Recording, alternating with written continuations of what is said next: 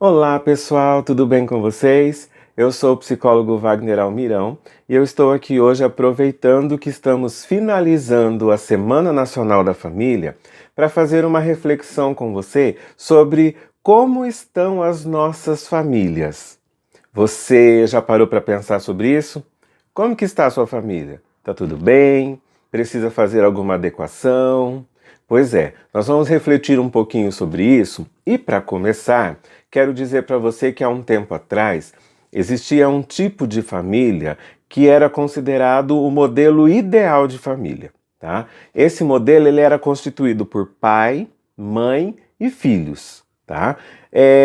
Com o passar do tempo, esse modelo ele foi sofrendo modificações e aí surgiram vários tipos de famílias, né? Essa família ideal, ela continuou existindo, ela funciona, né? Tem muita gente que deseja montar uma família nesses moldes, porém, por vários motivos, surgem novos tipos de famílias. Por exemplo, existem mães que criam sozinhas os seus filhos, existem pais que criam sozinhos os seus filhos, existem crianças que moram com seus avós, tem tios que cuidam dos sobrinhos. Nós temos casos hoje de casais de segunda união e esses casais trazem para esta nova família os filhos do primeiro casamento, então os irmãos postiços, né? Enfim, são várias formas de se configurar uma família. E diante de tudo isso surge uma questão: existe mesmo um modelo ideal de família? Qual é esse modelo ideal de família? Como é ser uma família onde todos são felizes de verdade? Eu tenho uma resposta para você. Eu posso te dizer que não existe um modelo ideal de família, porque cada família é uma família, cada uma vai ter o seu jeito de ser. O que não pode faltar em nenhum tipo de família é o amor, o respeito e os valores, tá? Tendo estas coisas, qualquer configuração de família vai dar certo, né? Porque imagina você, aquele modelo ideal de pai, mãe e filhos, onde o amor não acontece, onde o respeito não acontece, onde os valores não aparecem. É uma família feliz? Não, essa é uma família que está fadada a fracassar, né? Mas então, quando a gente consegue colocar o amor, o respeito e os valores dentro de qualquer configuração, aí sim, essa família ela tem tudo para dar certo e para ser muito feliz. Mas aí chegou a tal da pandemia, bateu nas nossas portas, e o que nós fazemos hoje? A pandemia, ela obrigou a família a olhar para dentro dela mesma. Ela obrigou, né, ela não pediu permissão, ela fez com que os membros da família começassem a passar mais tempo juntos. Porque nós estávamos acostumados com uma rotina onde a gente acordava cedo, os filhos iam para a escola, os pais iam trabalhar, aí a gente se encontrava à noite e seguia a vida, né? Agora não. Esse novo momento em que estamos vivendo fez com que todo mundo ficasse junto 24 horas por dia. E aí surgiu a necessidade de reinventar a família, de ressignificar o jeito de ser família. E será que todo mundo quer fazer isso? Será que todo mundo tem o desejo de ressignificar o jeito de ser família? Ai, ai, eu acredito que não, porque nós temos visto na imprensa e na mídia que o número de casos de violência contra a criança, de violência contra a mulher, está aumentando muito. E isto indica que tem muita gente que não está afim de mudar o seu jeito de ser família. Mas então o que a gente pode fazer? A primeira coisa a ser feita é a necessidade de olhar para a história de vida de cada um, porque a história de vida de cada pessoa vai influenciar diretamente no modo como ela se relaciona com as outras pessoas dessa família, né? E toda essa história junto vai fazer com que essa família trace o seu caminho e o seu jeito de ser, certo? Bom, eu vou então dar um exemplo para você. Há um tempo atrás, existiam casais onde era o homem que mandava e a mulher se submetia a ele, certo? Hoje, esse tipo de casal, ele já não funciona muito. Ele até existe, tá? Mas não funciona muito. Por quê? Porque a mulher, ela lutou para conseguir a independência dela, para conquistar um lugar no mercado de trabalho. A economia em que nós vivemos hoje não permite que a mulher seja completamente submissa. Ela também precisa trabalhar para ajudar no sustento da casa, né? Então, tudo isso criou modificações. Uma pessoa que viveu numa casa onde o pai era quem mandava e a mãe era submissa e os filhos tinham que ser submissos, ele tem a tendência de tentar colocar isso em prática nos dias de hoje. Mas isso não quer dizer que vai funcionar. Até porque a esposa tem uma outra história de vida e os filhos estão vindo numa outra realidade. Então nós temos que tentar mudar tudo isso. Por isso a necessidade de reinventar e de ressignificar o jeito de ser família. Diante dessa realidade, a gente consegue enxergar que o homem e a mulher, eles vão ter que caminhar lado a lado, não só para sustentar esta família, mas também para educar os filhos que nascem no seio dessa família. Então, homem e mulher têm que estar juntos, caminhando juntos e pensando da mesma maneira para que possam educar os filhos e fazer com que essa família viva de uma forma harmoniosa. O mesmo acontece quando a gente fala da educação dos filhos, né? É preciso encontrar um equilíbrio que faça com que essa educação aconteça de uma maneira natural e efetiva, né? Por exemplo, uma pessoa que teve um pai que foi muito rígido, né, e que colocou muitos limites, muitas regras na vida dele. Pode ser que essas regras, esses limites funcionaram na vida dele e fizeram com que ele seja uma pessoa boa hoje, né? Uma pessoa honesta, um ser humano que se preocupa com o outro, tá? Porém, isso não quer dizer que essa rigidez que o pai dele tinha vai funcionar com os filhos dele, porque nós vamos ter a influência de uma mãe que vai estar aí na história, né? E nós vamos ter toda uma realidade, toda uma vivência desses filhos que estão em outro contexto.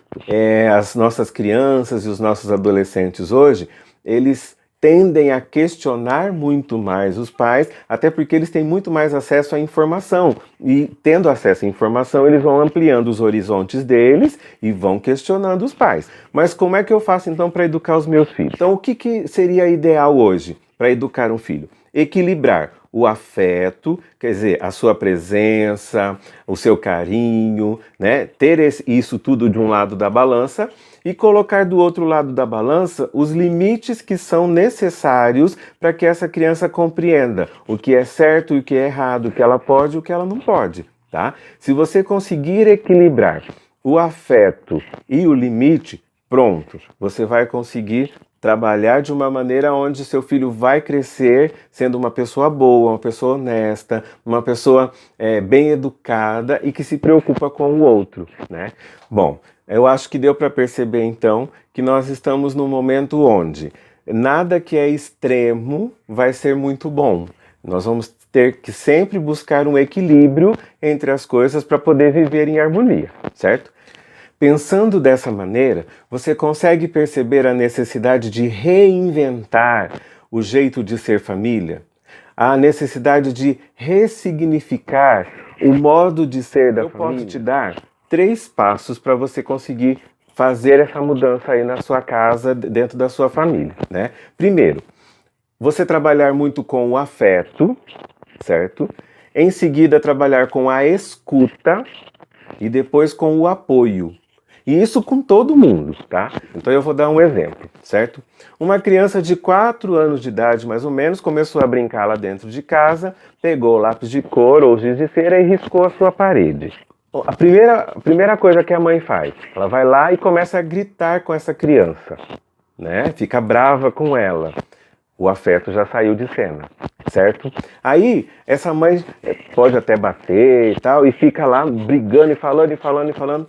O momento da escuta também saiu de cena, né? E aí, o que ela faz? Ela põe a criança de castigo lá no quarto dela, e aí fica lá reclamando porque tem que limpar a sujeira, né? O momento de apoio também saiu de cena, né? O que seria, então, o ideal fazer?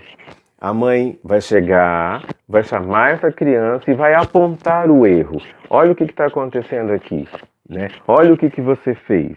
Aí já tem o afeto acontecendo, porque a mãe, apesar de estar chamando a atenção, ela está presente e ela não está ameaçando essa criança. Ela está apontando um erro, né? Em seguida, ela vai perguntar para essa criança, por que você fez isso? Você sabia que não podia. Por que fez? A criança vai dar a explicação dela. Olha o momento de escuta acontecendo, né? Em seguida, a mãe vai lá, pega as coisas e fala, agora nós vamos limpar isso aqui. Ela vai dar o modelo, ela vai ensinar como fazer e a criança vai lá limpar junto, né? É o momento de apoio. Olha que legal. Então, isso é importante acontecer. O mesmo pode acontecer, por exemplo, entre um casal, né? Esses mesmos passos podem ser realizados entre os casais, tá? Como assim? Vou dar um exemplo bem simples, tá? O marido foi lá e tomou uma cervejinha a mais, certo? A esposa chega, ela chegar no marido e apontar o erro, né?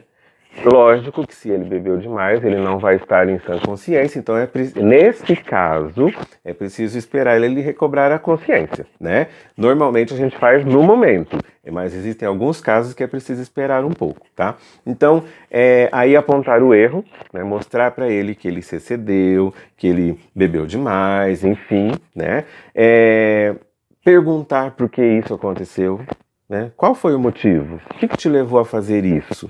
Né? Então, é o momento da escuta, certo? E em seguida, ela começar a sinalizar para ele, é lógico, em acordo com ele, né?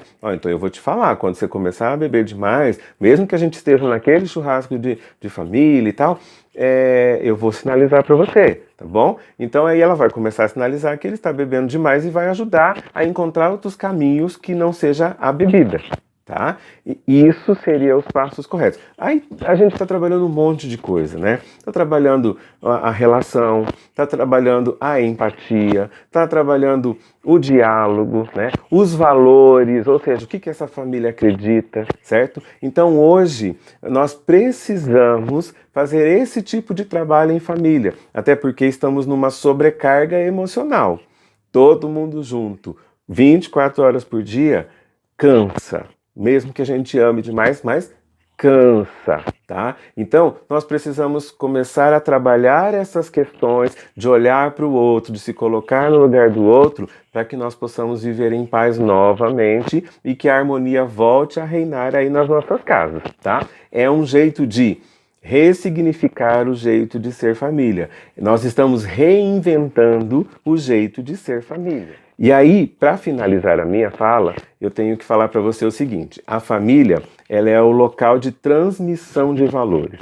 Tudo aquilo que você acredita, tudo aquilo que você acha que é correto viver, você vai passar isso para o seu filho, né? E é ali que ele vai aprender o que é certo e o que é errado, o que convém e o que não convém, o que ele pode fazer e o que ele não pode fazer, certo? Como cuidar do outro, como cuidar dele mesmo. Então, é dentro da família que nós vivemos essa experiência, né? E isso hoje está muito evidente, porque nós temos que cuidar uns dos outros, nós temos que educar uns aos outros, né? E nós temos até mesmo, em alguns momentos, suportar uns aos outros, porque não é simples você aceitar os defeitos do outro. As qualidades a gente aceita, né? Mas os defeitos nem sempre a gente consegue, certo? Bom, é preciso amar, respeitar e viver os valores. Com esses 3 pontinhos, com essas 3 soluções aí, você consegue viver em paz, ter uma família harmoniosa e ser muito feliz em família, ok? Segue essas dicas que eu tenho certeza que você vai se dar muito bem aí dentro da sua casa. Fiquem com Deus e até uma próxima.